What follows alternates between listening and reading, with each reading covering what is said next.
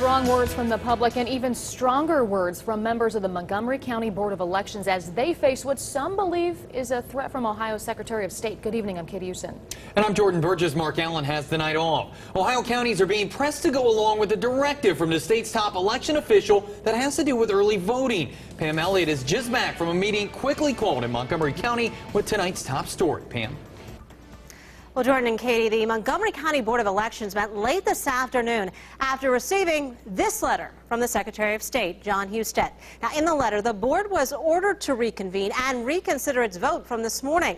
The vote had to do with early voting hours. The board was split along party lines. The vote ended in a tie 2-2, with Democrats in favor of holding weekend hours, along with the weekday hours and Husted's directive, which is designed to build uniformity throughout the state. Now, some saw the letter as a threat, since the last line stated, quote, failure to act consistent with and voting in contravention of a directive is at best nonfeasance and subjects a board member to possible removal. In 10 years, I've never received a threat that if I don't do what they want me to do, I could be fired. I find this reprehensible.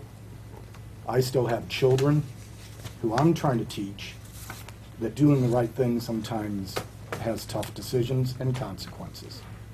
I'm going to do what I think is right, and I'm not going to vote to rescind this motion. I've been on the board. I don't think this is threatening. I think it's warning us. And I've been on the Board of Elections from Secretary Bruner to Taft to Blackwell, and I've never gone against a directive regardless of who the Secretary of State was, and I won't start today. That's what they said at Nuremberg. Mr. Chair. Come on.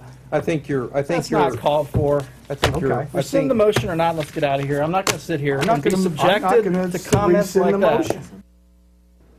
Well, the legal advisor to the board called Husted's directive ambiguous, and with that, there was no other vote regarding early in-person voting. The morning vote stood, and they agreed to adjourn. Now, I have called Husted's office for comment and have not heard back, but this political game, as it appears, is now back in his court. Pam Elliott, 2 News.